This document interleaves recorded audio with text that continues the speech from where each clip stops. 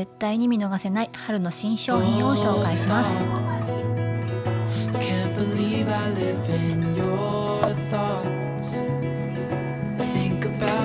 こんにちは、IKEA 大好きなサナです。IKEA の大人気キャラクターのブローハイくんと写真が撮れるイベントをやってました。動きがとにかく可愛かったです。こちらはストロベリーフェアのいちごミルクパンケーキです。すっごく甘いです。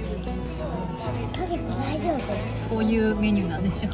さて、前々回の動画で春のバズりそうな新商品を速報でお伝えしました。今回も引き続き新商品と超注目のアイテムを紹介していきます。こんなん欲しかったんよっていうのがね出てますので、ぜひ最後までご覧ください。前紹介した新商品のマルチポットなんですけども、その後も大活躍してまして、揚げ物が少ない油でできたので良かったです。以上、追加レビューでした。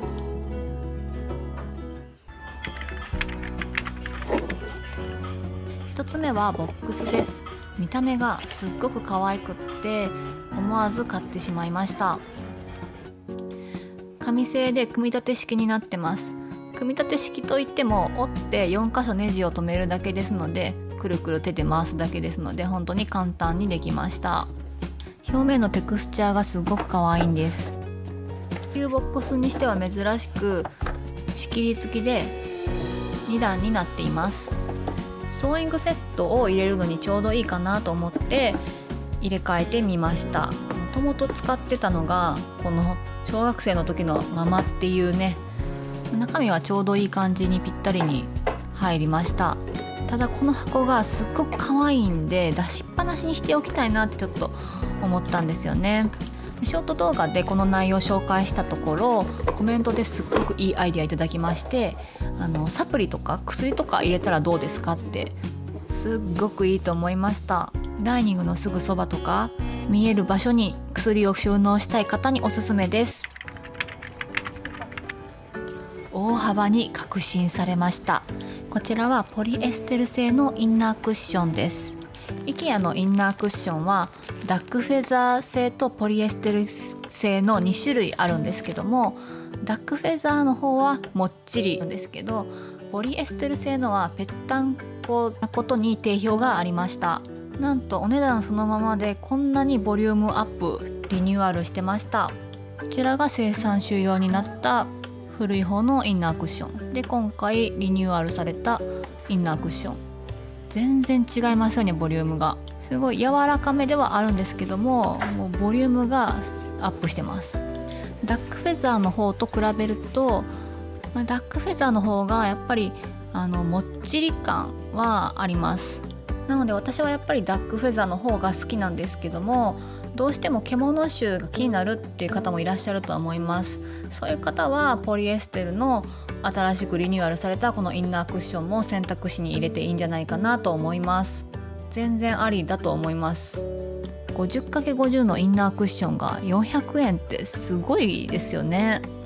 パッと見た目では区別つかないぐらいですね。長方形のタイプもリニューアルされました。こちらも600円ってめちゃくちゃ安いです。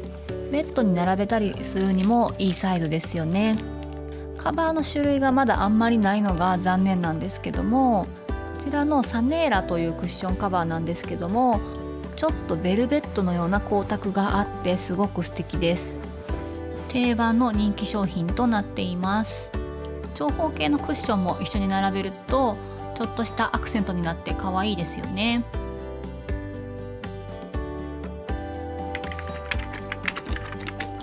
こちらも新商品となっています。花瓶です。ベージュの優しいお色味の花瓶の2個セットになっています。とっても重たいので細いですが簡単に倒れなそうで安定感があります。アートっぽいデザインなのでお部屋に味が出ていい感じです。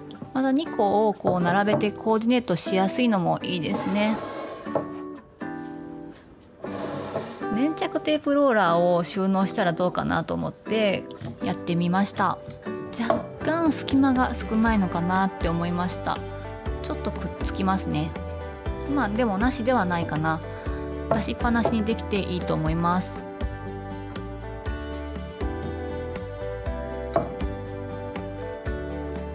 ちなみに綺麗にスタッキングできるので2個組み合わせて使うこともできます。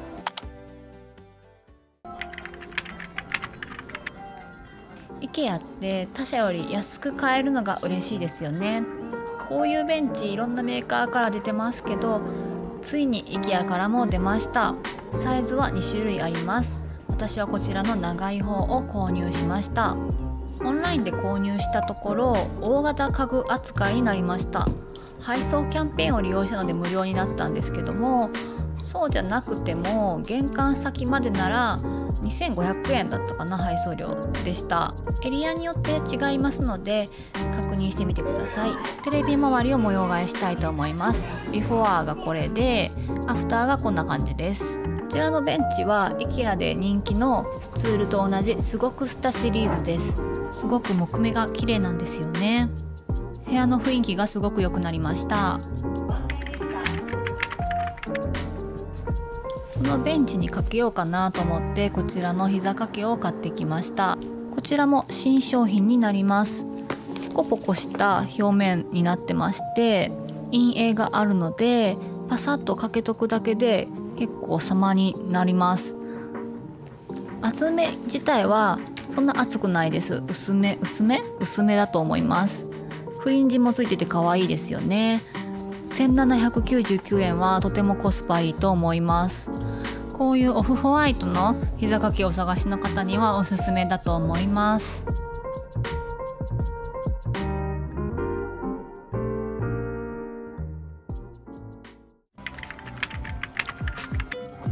テレビ台をなくしたことによってリモコンを収納する場所がなくなってしまいました。そのためこのリモコンホルダーを購入してきました。399円ととっても安価なんですけども、ちゃんと先端に金属の棒が入ってまして、このようにソファーのアームレストにグイッとはめ込むことができます。そのため使ってて滑り落ちるなんてことは起こっておりません。このように4つ入れることができます。リモコンの存在が消えていい感じです。またここにはちょっとした雑誌とかを挟んでおくことができます。